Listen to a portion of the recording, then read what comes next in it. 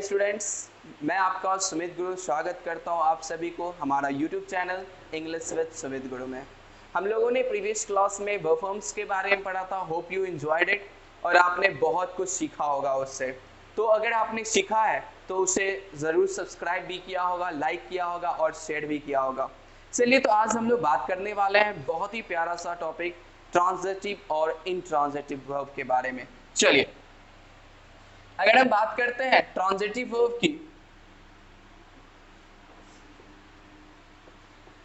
अगर मैं बात कर रहा हूं ट्रांजिटिव वर्ब की या मैं बात कर रहा हूं इंट्रांजिटिव वर्ब की,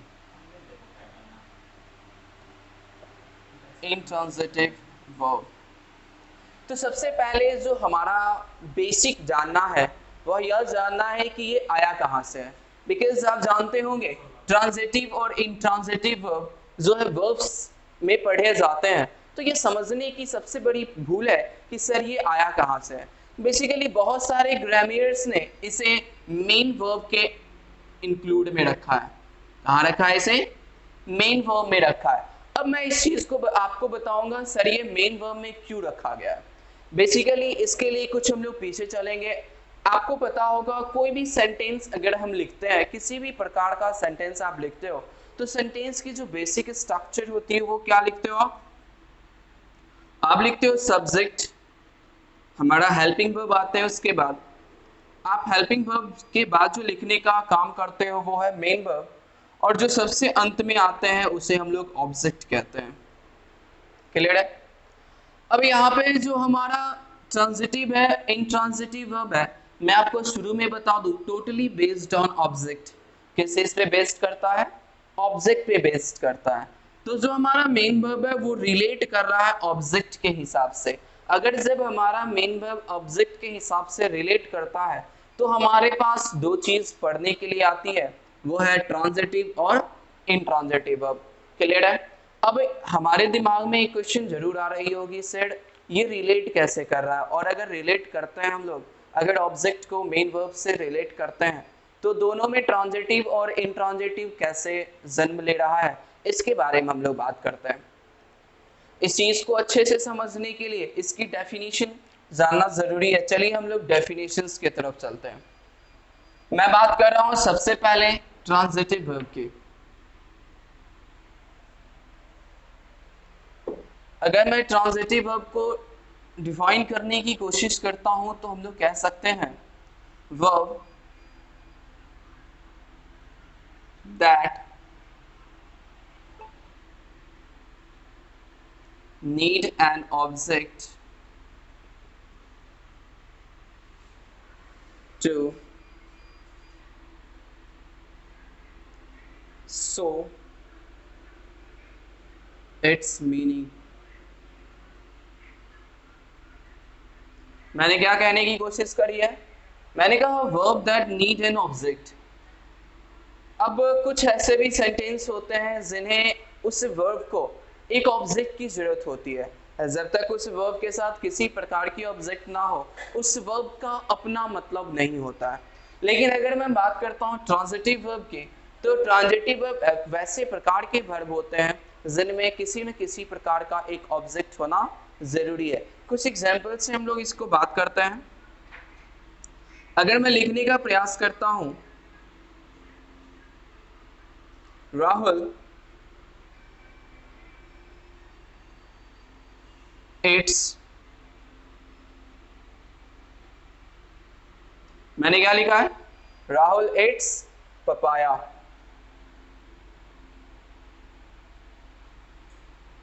आई know the fact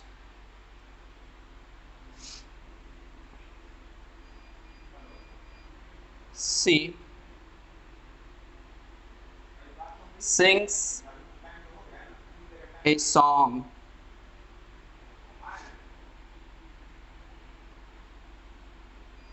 Mohit has eaten my lunch।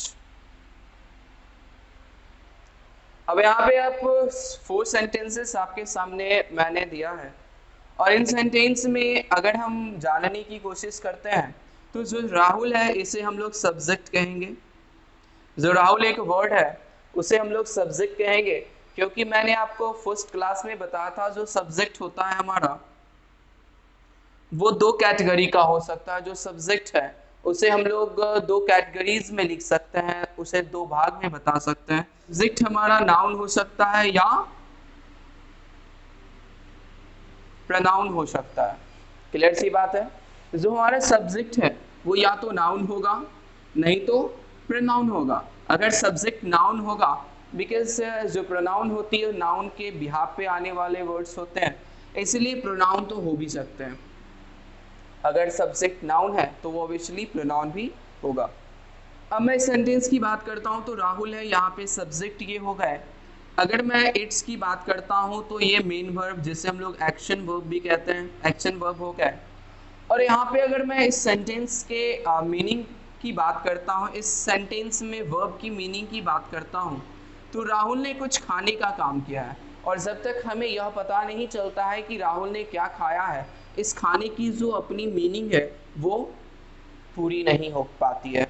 तो इस तरह से हम लोग कह सकते हैं कि जब तक इसके पास पपाया नहीं होता तब तक इसे हम लोग मीनिंगलेस कहेंगे।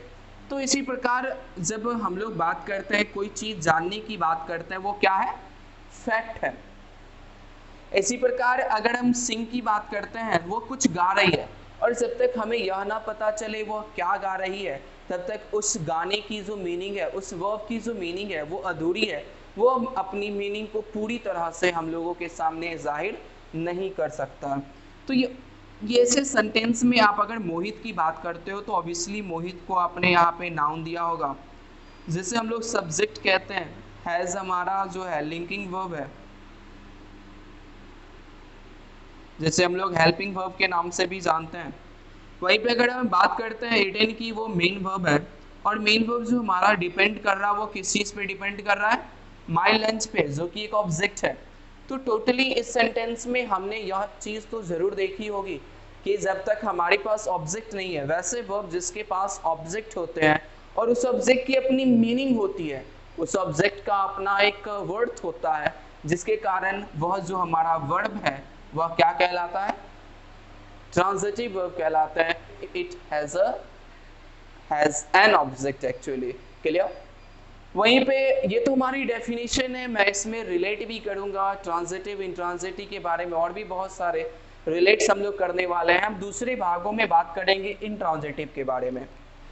अगर हम लोग इंट्रांजिटिव की बात करते हैं, मैं बात कर रहा हूं इंट्रांजिटिव की, उल्टा जो हम लोगों ने ट्रांजिटिव के बारे में पढ़ा था उसके विपरीत हम लोगों ने ट्रांजिटिव के बारे में क्या पढ़ा, वैसा वर्ब जिसके अपने अर्थ को देने के लिए किसी ऑब्जेक्ट की जरूरत होती है, मैंने यही बताया था। वहीं पे अगर मैं बात करता हूं इंट्रांजिटिव की, तो इंट्रांजिटिव वर्ब को अच्छे से समझने के लिए हम लोग कह सकते हैं verb that does not need. अब यहाँ पे अगर मैं वर्ब्स देने की कोशिश करता हूं दोस्तों तो ये हमारा डू नॉट हो जाएगा। क्लियर है। Verb that do not need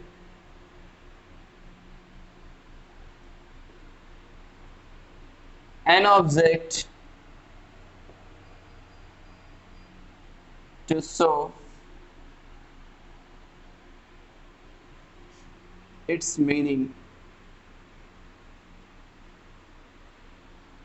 कहने का मतलब ये हुआ कि अगर मैं इंट्रांजिटिव वर्ब की बात करता हूं तो इंट्रांजिटिव वर्ब हम वैसे वर्ब को कह सकते हैं जिनमें ऑब्जेक्ट की ज्यादा इंपॉर्टेंस नहीं होती, या ऑब्जेक्ट की ज्यादा इंपॉर्टेंस नहीं होने का मतलब ये है कि इस सेंटेंस में बिना ऑब्जेक्ट के भी काम चला जा सकता है, या ऑब्जेक्ट ना रहे तब भी इस सेंटेंस का जो बेसिक पॉइंट है, बेसिक मीनिंग है, वो हमारे सामने आ जा रहा है। चलिए इस कुछ सेंटेंस की बात करते हैं। सी is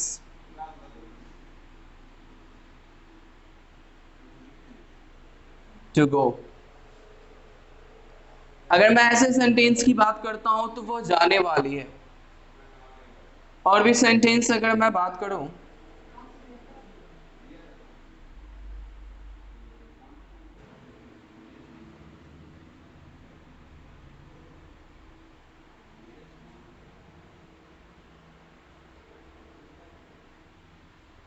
C can do anything.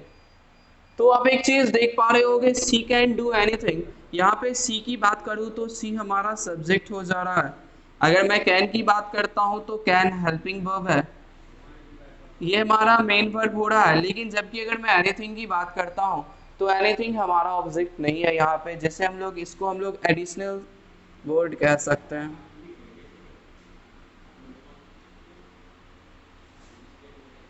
या जिसे हम लोग अदर वर्ड भी कह सकते हैं। अब आपके दिमाग में एक चीज तो आ रही होगी, सर इसे हम लोग ऑब्जेक्ट क्यों नहीं कह सकते? बिकॉज आपको पता है कि आप जो वर्ब के बाद जो यूज करते हो मेनली ऑब्जेक्ट होते हैं। तो एक चीज मैं आपको बता दूं, जो ऑब्जेक्ट होते हैं दोस्तों, ऑब्जेक्ट आपका या तो आपका नाउन हो सकता है, अगर नाउन हो रहा है तो ये प्रोनाउन भी हो सकता है। क्लियर है? तो इस चीज से आप समझ पा रहे हो कि कुछ ऐसे वर्ब होते हैं जिनको एक ऑब्जेक्ट की जरूरत होती है, उन्हें अपना मीनिंग शो करने के लिए कुछ ऐसे भी ऑब्जेक्ट होते हैं, कुछ ऐसे वर्ब होते हैं जिन्हें ऑब्जेक्ट की जरूरत होती है ताकि वो अपनी मीनिंग को बता सके, कुछ ऐसे भी होते हैं जिन्हें ऑब्जेक्ट की जरूरत नहीं होती है। क्लियर है? अब मैं कुछ आपके सामने एग्जांपल्स देने वाला हूं, आप इसे करने की कोशिश करेंगे।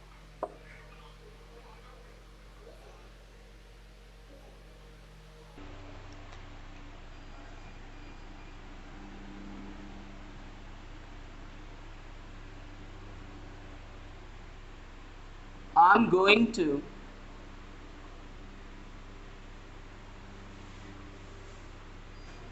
Delhi see dances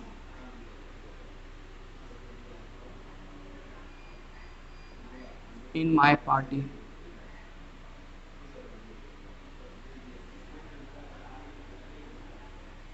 My brother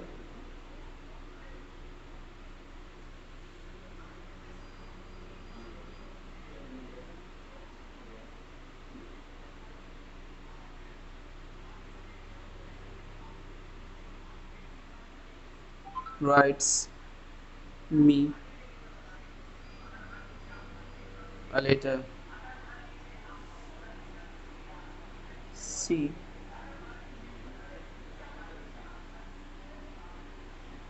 knows my worth.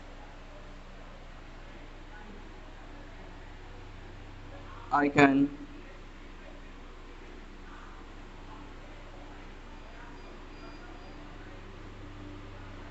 drive car. तो इस सेंटेंस को आपको आइडेंटिफाई करना है कौन से ट्रांजिटिव है और कौन से इंट्रांजिटिव है। चलिए आप लोग इसे कीजिए। आप लोग इसे कर रहे हो, मैं आपको बता दूं, आप इसे जिन्होंने कर लिया सेक्शन में जाके आप हमें बता सकते हो कि आपने इसे क्या किया था। तो मैं आपको बता दूं, अगर मैं बात करता हूं I am going to Delhi, तो I am going to Delhi की बात करूं तो ये जो है हमारा वो इंट्रांजिटिव है। क्या है ये? इंट्रांजिटिव है। वहीं पे अगर मैं बात करता हूं सी डांसेस इन माई पार्टी, ये भी इंट्रांजिटिव वर्ब है। My brother writes me a letter, ये डाई ट्रांजिटिव है। अब मैं बताने जा रहा हूँ ये डाई ट्रांजिटिव क्या है। उससे पहले मैं सबकी पहले बता दूं कौन कौन से वर्ब है, उसके बाद मैं इसके बारे में भी बात करूंगा। ये ट्रांजिटिव है, ये ट्रांजिटिव है।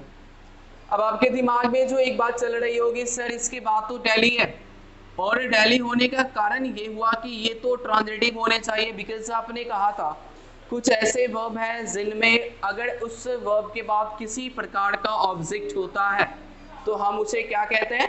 ट्रांजिटिव कहते हैं। लेकिन आपने यहाँ इंट्रांजिटिव दिया है। अब इस चीज को अच्छे से बताने के लिए मैं आपको 3 रूल्स बताने वाला हूं ताकि इसे आप अच्छे से समझ जाओ।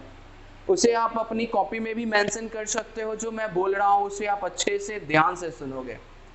जो सबसे पहला ट्रिक है जानने के लिए जो हमारा सेंटेंस ट्रांजिटिव है या इनट्रांजिटिव है, आप उस सेंटेंस में जाके एक व्हाट या बाय whom करके क्वेश्चन करोगे।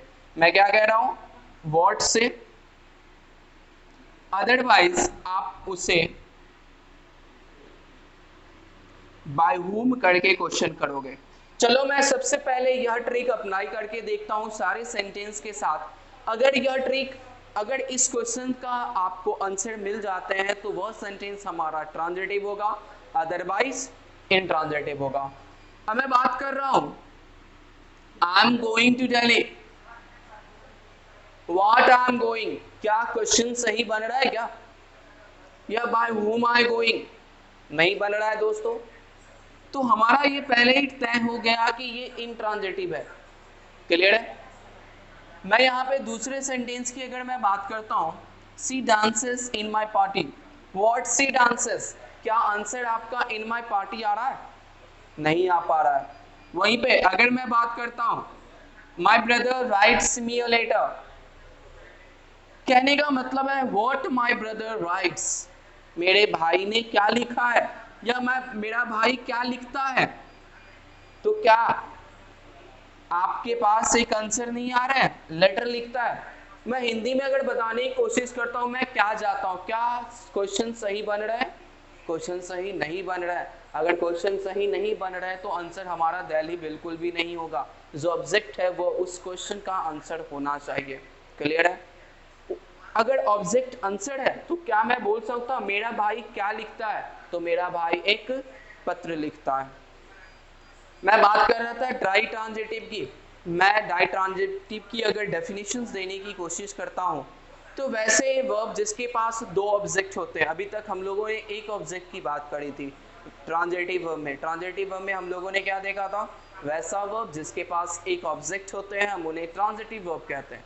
वहीं पे अगर उस वर्ब के पास दो ऑब्जेक्ट आते हैं, जिस प्रकार से अगर मैं बात करता हूं इस वर्ब की, तो इस वर्ब के पास अपना एक ऑब्जेक्ट इधर हो गया और एक ऑब्जेक्ट ये हो गया। अगर किसी वर्ब के पास दो ऑब्जेक्ट होते हैं तो दोस्तों एक चीज जो याद रखने वाली बात है वो क्या है कि हम उस वर्ब के पास जो दो ऑब्जेक्ट होते हैं उसे डाई ट्रांजिटिव वर्ब के नाम से जानते हैं। उस वर्ब को हम लोग क्या कहते हैं, डाई ट्रांजिटिव वर्ब कहते हैं। इसे हम लोग पुराने ग्रामर में देख सकते हैं, मॉडर्न ग्रामर में इसे ट्रांजिटिव वर्ब के नाम से ही जाना जाता है। क्लियर सी बात है।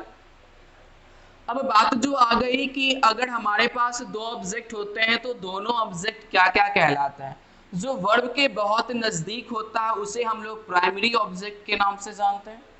वहीं पे जो वर्ब से दूर होता है उसे हम लोग सेकेंडरी ऑब्जेक्ट के नाम से जानते हैं। क्लियर है। मैं अगर लास्ट क्वेश्चंस की बात करता हूं तो मैं यहाँ पे वोट करके एक क्वेश्चन कर सकता हूं कि मेरा भाई क्या ड्राइव कर सकता है। तो क्या आंसर आपके कार हो सकते हैं कि मेरा भाई कार ड्राइव कर सकता है। तो एक क्वेश्चन जो आपको राइज करने हैं वोट से, जिसे हिंदी में हम लोग क्या कहते हैं, या जो है बाय होम का मतलब होता है किसके द्वारा।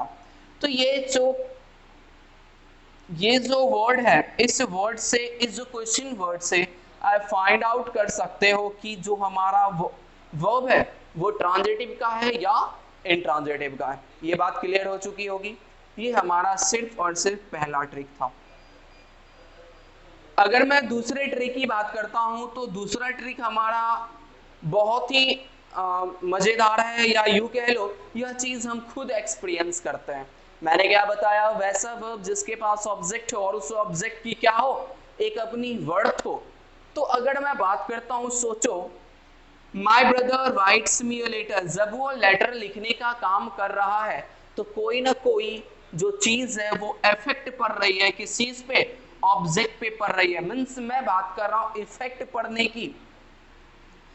तो ये अगर एक चीज जो आपको समझनी है वो एक्सपीरियंस करके समझ सकते हो कि अगर काम करने का कोई भी आप एक्शन करते हो, उस एक्शन करने का इफेक्ट अगर ऑब्जेक्ट पे पड़ रहा है तो भी वह जो वर्ब है वह ट्रांजिटिव कहलाता है। ये समझने की बात है, एक्सपीरियंस करने की बात है। और जो तीसरा है जो मैं आपको बताने वाला हूं वो बहुत ही ज्यादा इंपॉर्टेंट है, जिसमें आप देख के बता सकते हो जो हमारा वर्ब है वो ट्रांजिटिव है या इंट्रांजिटिव है। तो याद रखना, जो भी इन ट्रांजिटिव वाले वर्ब होते हैं, जो भी इंट्रांजिटिव वाले वर्ब होते हैं उस वर्ब के बाद किसी ना किसी प्रकार का कंजक्शन या प्रेपोजिशन यूज किए जाते हैं। चलिए एक नजर इस पे डालते हैं। इस वर्ब के बाद हमारे पास जो आ रहा है प्रेपोजिशन टू आ रहा है, क्लियर सी बात है। तो हमारा जो वर्ब है वो क्या हो जाएगा, ऑब्वियसली सही बोल रहे हो तुम लोग, इंट्रांजिटिव हो जाएगा।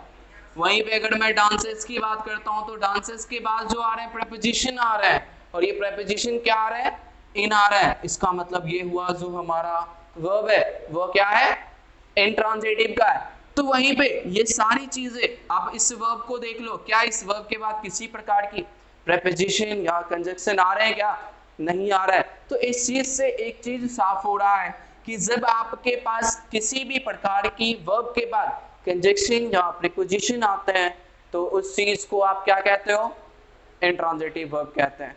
तो इस माध्यम से आप समझ गए होंगे कि हम लोग ट्रांजिटिव वर्ब और इंट्रांजिटिव वर्ब किसे कहते हैं। Hope you like it. और सबसे बड़ी बात है, अगर आप इस चीज को समझ रहे हो तो इसे अपने कॉपी में राइट डाउन करके अच्छे से पढ़ने की कोशिश करो। और अगली क्लास में हम लोग बात करने वाले हैं kinds of verb on the basis of form and structure. अगर आपने इस वीडियो को लाइक किया है तो इसे सब्सक्राइब करें और शेयर करना ना भूलें, और बेल आइकन जरूर दबाएं ताकि अगर मैं न्यू वीडियोस आप लोगों के लिए लाता हूं तो डायरेक्ट आपके फोन तक वो पहुंच सके। धन्यवाद।